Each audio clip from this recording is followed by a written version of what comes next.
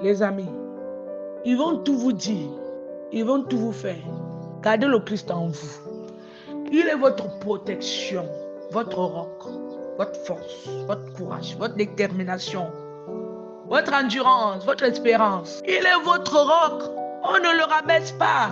On ne l'humilie pas. On ne le salit pas. C'est un combat entre le Christ et les enfers qui veulent à tout prix prendre encore le dessus sur le monde. Parce que le Christ a dit, je meurs. Au prix de mon sang, tu n'auras pas mes enfants. Il a dit et c'est comme ça. Et le diable même il tremble aux enfers. N'hésitez pas de nous suivre chaque jour dans notre chaîne L'amour du prochain, le développement d'une vie nouvelle, pour mieux développer votre vie et votre conscience, pour mieux avancer dans vos entreprises et aussi dans le christianisme.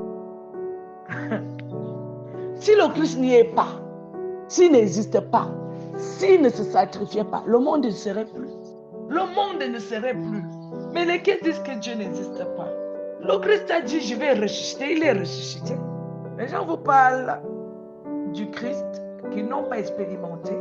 Moi, je vous parle de celui qui m'a reconstruit, qui m'a inscrit, qui m'a donné, qui m'a placé, qui m'a bâti.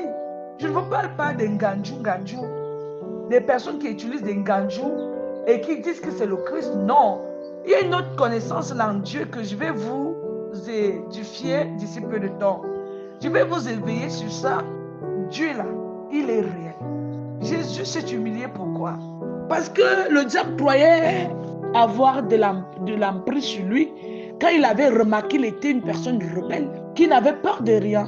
Quand il fallait parler, parlait. Et maintenant, il savait que s'il le secoue, il va parler, il va se débattre, il va faire, et là il va le coincer. On ne coince pas le Christ. On ne coince pas l'homme Dieu, on ne coince pas l'homme Jésus. C'est le puissant des puissants.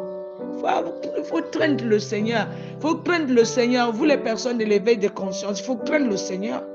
Vous craignez le Seigneur, vous qui vous levez partout et vous voulez confier les enfants de Dieu à les mains des...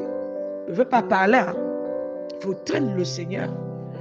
Vous les personnes qui voulaient tourner le monde et prendre les puissances pour contourner les connaissances et prendre les enfants des gens à votre guise. La sagesse que vous voyez là, vous qui voulez être sage. La Fondation vous invite à déposer vos dons. Mal nourris, mal vêtis ainsi que non scolarisés, ces enfants ont besoin de vous. Contactez-nous. Merci.